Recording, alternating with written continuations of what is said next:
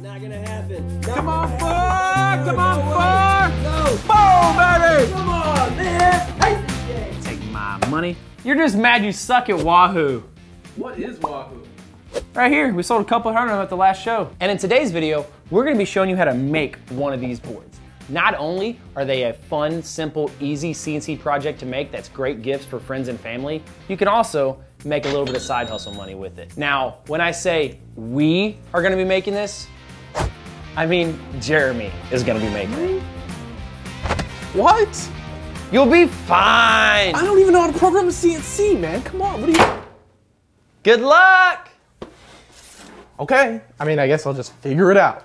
What else am I supposed to do? It's not like I have a guy who knows what he's doing. Nope, I'm gonna figure it out. I started this project with way more questions than I had answers. What the heck is even Wahoo? I'll figure it out, I guess. How do you program a CNC? Well, I guess I'll just figure it out. So our story begins where any good DIY story begins. Home Depot, the orange store that feels like home. While entering into Home Depot, there were a couple things that I did have answers to. I knew that it would have to be made on a CNC, and the CNC that I would be using only accommodates for a 24-inch wide surface. So I was gonna get a 2x2 piece of plywood, and these were labeled as BCX. It was the cheapest thing I could find, and it had a couple of surface issues that they filled in with wood filler, but it was $14, and to me, that's a pretty good deal. So I threw that thing in the car, and I headed to the man's house that I knew could answer my questions. Tommy, it's Jeremy. I got a really important question for you. I need your help. Tommy. Yes. Tommy, I have a question for you. It's about the game Wahoo. Okay. Is it all right if I come in? Maybe. You're not going to make trouble, are you? No, I just want to... Okay, come on in. All right.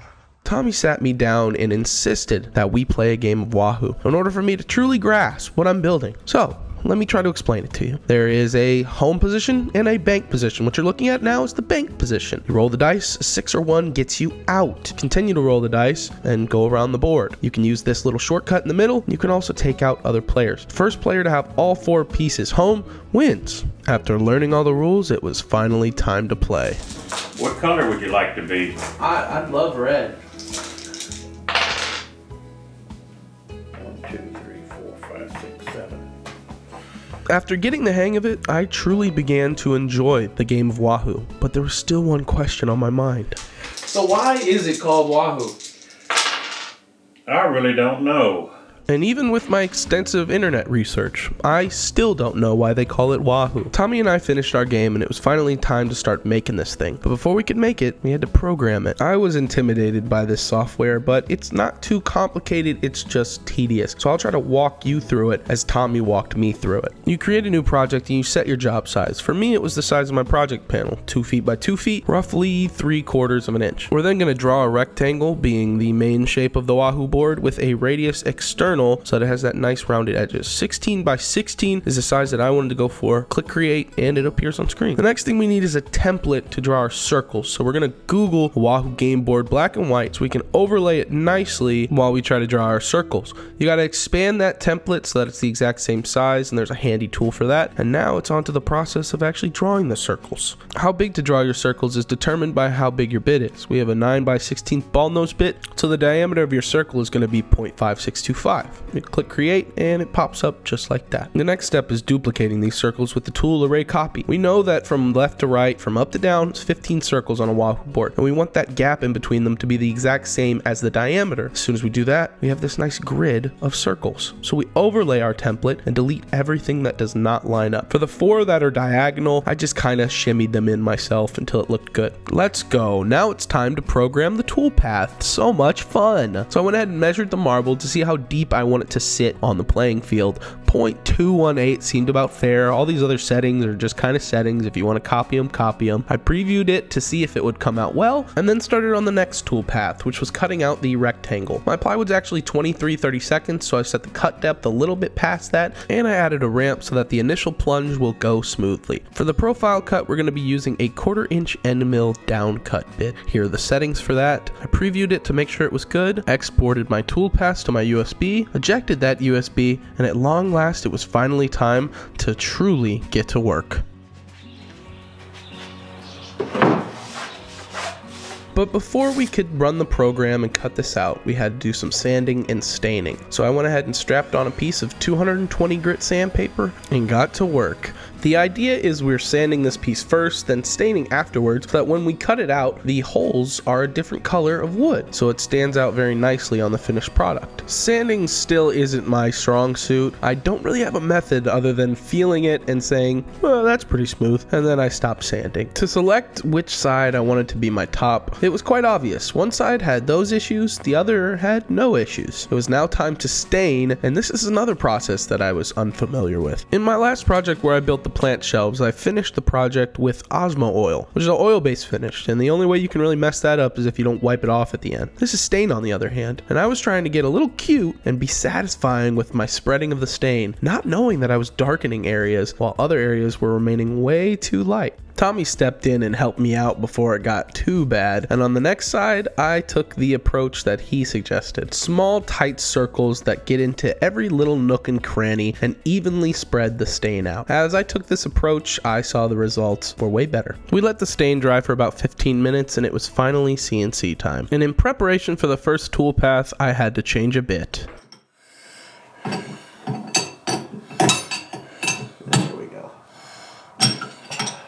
Maybe it's just me, but it's way harder than it looks to change those things out. I removed the old bit and selected a new collet that could fit our 9/16 roundover bit. Installed that in, and I'm going to show you a close-up here. You want to make sure you don't go too far when you put that bit in. I reinstalled it back onto the CNC, tightened it up, clamped down my project piece, marked center, and plugged in the USB into the CNC. From there, I can finally turn on the CNC and go through the process of marking the origin point and zeroing out X and Y. We used the paper trick to find the Z0 and just barely touch off on the surface, and then all that was left to do was run the program. This is personally my favorite and most satisfying part of the video, so I'm going to speed this up to 4x and just let you enjoy.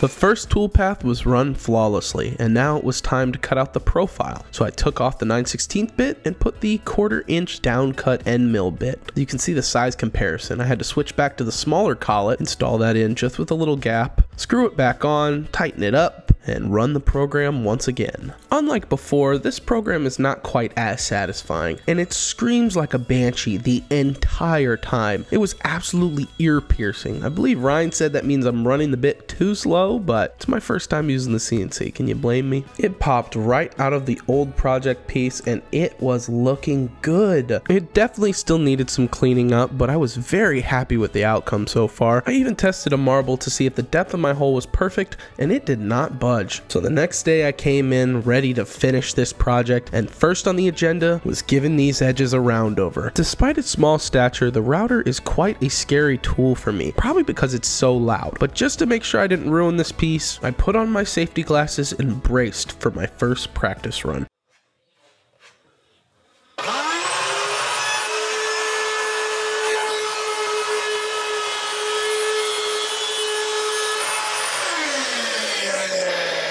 I wait until it completely stops spinning, That's the way to do it. and then I go like You this. just flip it over. Set it down.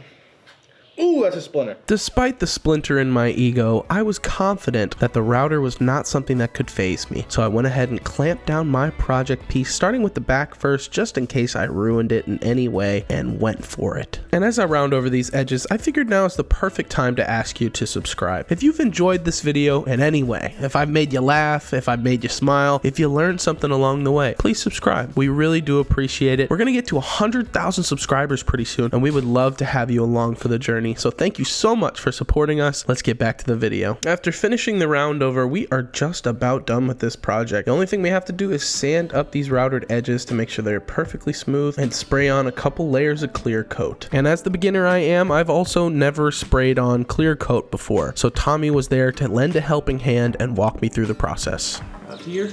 Yeah, just start spray painting. You'll see how it comes out. Oh, you don't have to go that fast. Yeah, just start spray painting as I instantly get mad at you for going too fast. Maybe you shouldn't have just started spray painting. Maybe you should have read up on it first, or maybe watched a YouTube video, but I'll stand here and critique you the whole time. You can get a little closer. A little closer.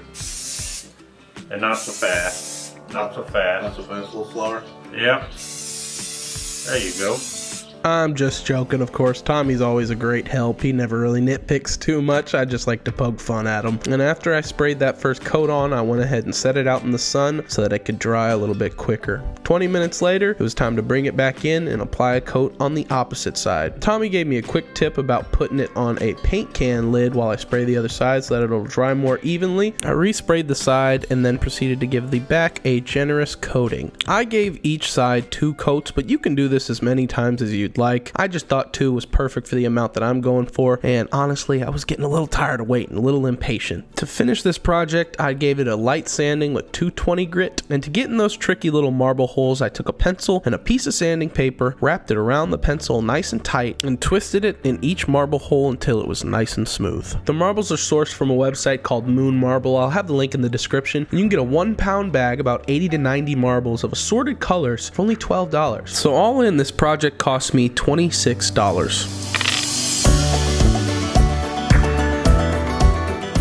I have had so much fun building this project. If I were to do anything differently, it would have been investing into some nicer plywood. The BCX plywood had some hidden voids that made the edges look less than ideal. I still think I could sell it on Etsy and get 60 bucks if I'm lucky, but I'm never selling this. I've fallen in love with the game of Wahoo, and I plan on playing it with my family for years to come.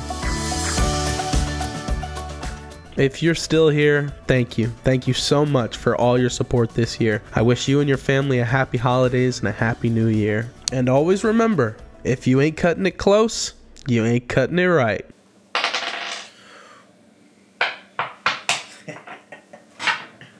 You just love it, don't you? Got him.